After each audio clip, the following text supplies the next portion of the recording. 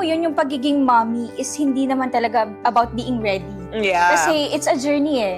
Another journey na tinahak natin. Sa akin, kapag nakikita ko maganda yung aura ko, maganda ako. Alam mo, sila yung strength at the same time, Sila yung weakness mo. natin. Diba?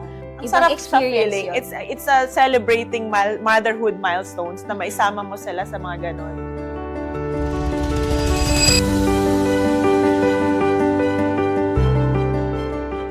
Hello, mom! Hello sa mga momshi na nanonood. Mom! Hello, mom! Mom, di ba? Isa to sa milestone natin na achieve natin together, di ba? Yes, oo. From Talaga engagement. Sinong una bang na-engage sa atin? I'm not sure. Kami. Kayo ba? Yeah, kasi long engagement kayo. Yes, long engagement kami. Tapos, sumunod ka. Oo. O kasi isa ko sa nag-prepare ng ano mo eh. Na flowers. Oo. And even, Pinaglatag ka ni Alan.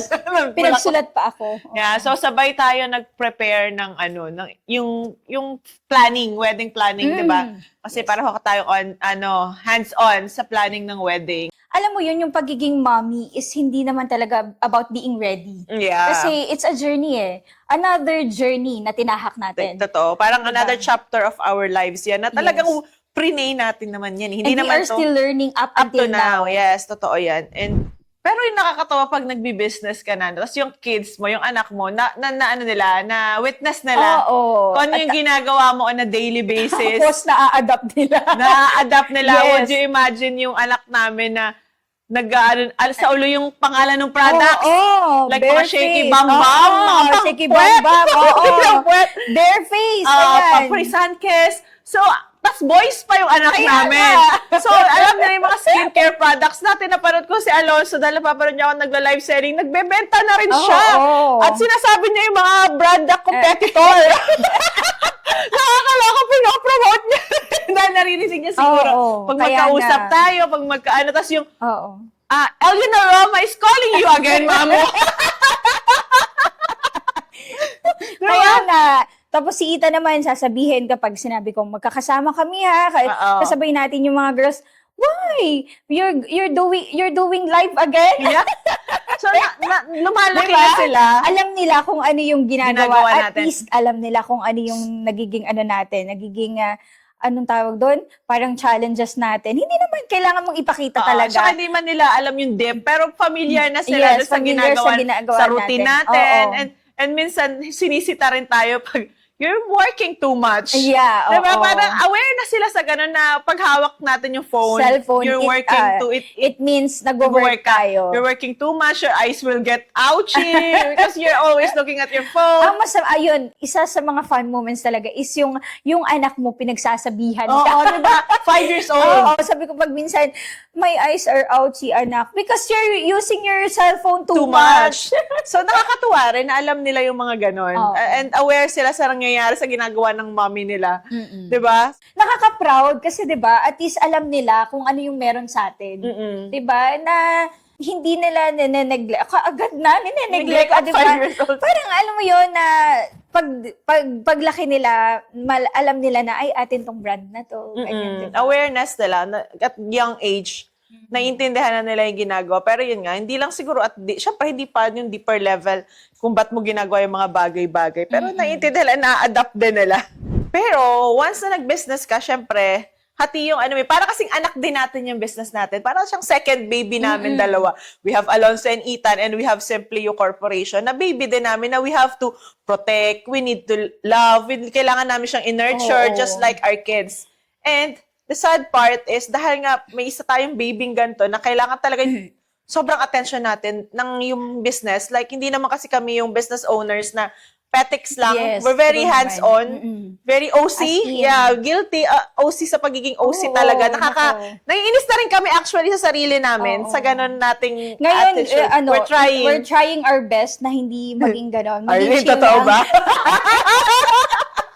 So, we're trying our best. So, kapag tahimik kami, so, alam niyo yun, tinatry namin yung best At namin saka we're trying na magtiwala na talaga sa iba na kaya naman nila. But sometimes, may mga ano pa rin na Oo. But going kailangan, back, going Going back. So, back. may isa tayong baby. So, ano yung mga nakaka-guilting feeling ng mga scenarios, di ba? Marami talagang instances. Number one is yung Time. nafe-feel nila na hindi sila nabibigyan ng attention. Hindi sila yung priority mo. Yes, hindi. Kasi may times talaga na kami lang, yun nga, again, kami lang dalawa ni Ethan sa bahay maghapon and si husband naman, si Don, is dumadating sa hapon Gabi na, So, the paggabi whole na. day kami talaga yung magkasama.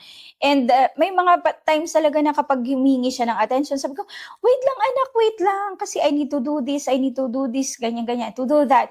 Tapos, mafe-feel niya, nakikita ko sa face niya na yung rejection coming from me, which is also nakaka-hurt kasi as a mom, ayaw mo naman ma-feel nila yun. Pero alam mo yun, dali ng pagkakataon, hindi mo din mabitawan yung ginagawa mo. May mga moments na ganun. Tapos, ang sakit para sa isang magulang, isang nanay na makita na ganun yung ma-feel niya. Ang isa na lang sa magagawa mo is ipa-feel sa kanya na yung reason kung bakit mo ginagawa yung ganung bagay, kung bakit nagkakaroon ng rejections. Tapos nakaka-guilty talaga siya. Tapos yung mga times tayo na kunwari, aalis tayong dalawa, tapos pinatatapal na lang natin yung pasalubong. Pasalubong, totoo yun yung yan. pangtapal. Alam, the patch things na kulang parang sa nabigay mo. Yun, parang yung guilt, ma-free tayo sa guilt na na umalis tayo. Maghapon tayong wala. Dadaan tayo. Talagang dadaan, pipilitin namin makabili ng kahit simpleng, parang pantapal. Pero yun para mapalita. Alam mo yun, makita mo yung maging masaya. At the end of the excited day, siyang makita na, parang kahit ma-relieve ka man lang na, minabigay naman ako something. Pero yun nga, sana may more time tayo with them. But definitely, this is the parang sacrifice, kasama to ng sacrifice nung pinasok natin yung negosyo. Yun talaga yung consequence ng isang pagiging working mom. Kung hindi mo nakikita yung sarili mo na maganda ka talaga, ano ba yung gagawin mo ngayon? Yeah, but ikaw ba, when would you say na ikaw ay maganda? How would you say na maganda ka? Kapag talagang happy ako. Yeah. Nag-aano kasi siya nagre-reflect talaga nagre-reflect siya when you're happy. Talagang happy. gumaganda, gumaagaan yung aura mo. Parang feeling ko when you're happy, parang nag-glow yung skin mo. Number one talaga yon. Saka when you're contented. Kasi pag lagi kang, lagi kang ang pangit ko, parang gusto ko nung ganun, gusto ko tong ilong nito, gusto ko nito yung braso nito, gusto ko niyang ganyan. Hindi naman may iwasan yun. Kasi diba, wala namang talagang 100% kontento ka sa binigay sa'yo ni Lord. Lagi meron. Guys, that's totally fine kung gusto niyo mas ma-enhance yung beauty ninyo. Yung feeling, kung ano yung nakakapagpasaya sa amin, siguro doon nagre-reflect kung nagagandahan ba kami sa sarili namin. Yes. Ako, ganun ako. Pag nagiging happy ako, feeling ko, ang ganda ng aura ko. Totoo ang yun. linis ng mukha ko. Maaliwalas. Diba? Maaliwalas. So, I find myself pretty. Hindi man magkakaiba kasi tayo ng definition ng pretty, being beautiful. Ng beautiful. So, sa akin, kapag nakikita ko maganda yung aura ko, maganda ako. Pag masaya ka, pag masaya, na ano mo talaga? Kapag hindi ko feel na maganda ako, edi magpapaganda ako. Yeah, that's why we have mga makeup.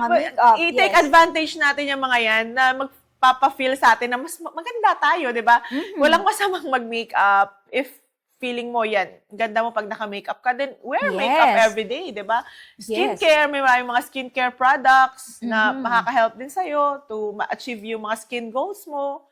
And yun nga, mga enhancement, if you feel comfortable na gawin yun, or you have the budget, kung hindi mo man ipapangutang yung pagpapaganda mo, walang problema dyan, di ba? Wala kang inaapakan na tao, pinaghirapan mo yun, then go for it. Walang masama doon. Basta anything that would make you feel beautiful and confident, then go for it, di ba? Paano nabago yung friendship natin?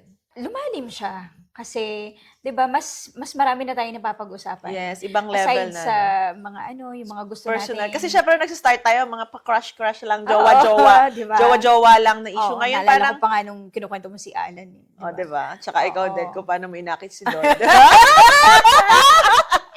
Yeah, yung mga katas ngayon, parang ano na natin is about the kids sa school ng kids, kung ano yung, kung ano pa yung... Nung nagsisimula pa lang sila, nung lumalaki, pag may problema. Kasi nga, na-experience ba ni Ethan tong ganito? Di ba? Yung mga ganong question, para may kadamay ka na normal ba yung nangyayari sa anak mo or ganyan, may Diba? kailangan ka bang bantayan. Nanghihingi pa ng ng gatas, Oo, ganyan. ay naalala ko yun, Oo. pinadede mo si Alonso, tapos pinadede ko si Oo, Ethan. Pinapatry mo. Nandun kami sa point na, okay lang, walang Oo, problema. oo. Diba? Parang ang anak mo ay anak ko, ang Oo. anak ko ay anak mo. And alam mo yun yung na-discover ko, pag naging mommy ka, madidiscover mo yung weakness mo. Alam mo yung sila yung strength at the same time, Sila yung weakness mo. natin. 'Di ba? Oo, Madidiscover totoo mo na may kakaiba ka palang strength na kayang ibigay. But at the same time, yung takot mo na dati hindi mo nararamdaman, mararamdaman Yes, mo oo. pala. May takot ka palang ganun. Alam mo before, ma-share ko lang. Parang dati nung bata-bata pa ako, sabi ko, at the age of ganito, at the age of 60, o kaya kahit na 50, okay lang Oo. kung halimbawa magkasakit ako, tapos mawala ka na. ako. Wala kang fear. Wala akong Ganun fear. din ako. Hindi ako takot mawala. Oo. But Pero the nung moment na dumating naging sa mommy akin, ka, si Ethan, grabe talaga. yung fears Yung mo. fear ko na right now, halimbawa, kasi uncertain ng buhay talaga. Mm-mm. Lalo na ngayon na ang dami nangyayari sa mundo, na hindi mo alam, yung accidents pwedeng mangyari Mangyari anytime, 'di ba? So, nandun yung fear ko na ayoko maiwan yung bata ng mag-isa. Mm-mm. Lalo pa, ito talaga isa sa mom guilt 'di ba, na wala silang kasama Sa sa paglaki buhay, nila, walang wala silang kadamay. kapatid, 'di ba? Oo, yun talaga. So, yun yung So yun nga, nadidiscover mo yung bagong self mo. And it's nice to discover your new self with someone na kasama mo na since college and sinashare nyo nga yung mga petty things lang, mga mabababaw na bagay nung time na yon and ngayon lumalalim na siya. So yun. Siguro ang isa din na maganda sa mga mommies, if as much as possible, kung kaya nyong meron kayong sariling income, maganda siya. Kung kaya Yes. talaga, kung kaya mo, Or we kaya understand. naman may sarili kang savings. Oh, may sarili kang Diba, save. pag- Basta may lalo sarili na kang pera. Lalo na kapag binibigyan ka ng Oo, ng ng husband, husband mo. Although di man lahat kasi kaya nga mag-work. Yes, oo. Kasabay na pagiging mami kasi may mga full-time moms tayo. Pero kung kaya nyong makapag-save, makakagawa ng paraan ng sariling income, better siya. Kasi may mga times na, di ba, you want to celebrate something, Oo. you want to give oo. something for yourself, for your families, but syempre, minsan nahihiya tayong humingi. Nagigilty tayo kasi Yes, may mga oo. priorities, may mga bills tayong kailangan bayaran. But if you have something na makuha sa packet nyo and mabili to for your own or for your kids, Ako, ang ma-advise ko talaga is kung kaya ko, kaya nyo rin yan. yes, totoo Oo, yun. kasi madaming ways talaga. Parang nung hindi ko pa ginagawa yung mga bagay ng pagtitinda, pagbe-bake, 'di ba? Lahat tinry ko eh. Mm-mm. So, wala pa yung Simply You.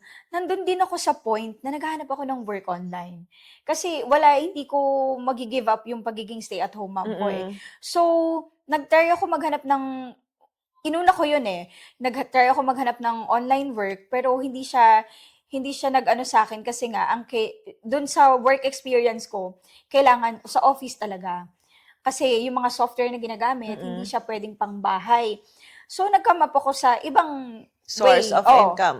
Way of source of income. So, yun, feeling ko, kung kinaya ko, I think kaya din ng iba. Yeah. As much as possible kasi, yun nga, may mga times na you want to treat yourself, may mga milestones ka sa sarili mo, may mga gusto mong ibigay sa asawa mo, di ba gusto mo rin siyang bigyan ng something. Lalo na tayo, di ba, ang natin, love language natin is gift giving. Ako hindi gift giving. Ako talaga, isa sa mga love language ko is gift giving. Oo, ako Tapos, quality time and personal, At saka acts of service Yan, talaga. acts of service. Acts of Yes. service. At saka yun, quality time. Parang Pero ako nila- talaga, hindi, pero gusto ko talaga Nagbibigay nagbibigay din ng ako gift. ng something. Even sa family, sa mga Oo. pamangkin ko. Yeah, oo. Yun talaga yung ginagawa ko. Isa sa mga small wins din na ginagawa natin is yung spending time with our family through travel. Yes, traveling. Oo. And yun yung isa sa masaya kasi nagagawa natin yun because of our business. Yeah. We have, meron tayong gantong opportunities, di ba? Yung privilege na ganito. And yun nga, sabi ko nga nun, may mga nagsasabi na, ang liit pa ni Alonso, hindi pa niya naiintindihan niyang pinupuntahan to travel. oo Pero nga alam mo yun, Alonso might not remember this, but kami as parents, Yes, totoo yan. forever namin siyang mariremember and to see these Oo. places through his eyes, ibang level. Kasi like yung mga Disneyland, napuntahan na yan before. Pero punta ka ulit doon, tapos makikita Tapos, mo through another, her eye. yes, ano pa rin yun, another reaction. Yes, iba. New reaction. Kasi, Sobrang iba siya. Iba siya Oo. nung ikaw yung pumunta as single person. Then pumunta ka with your kids, seeing these places, kahit familiar ka na. Ang Ibang sarap sa experience feeling. yun. It's a celebrating motherhood milestones na maisama mo sila sa mga ganon.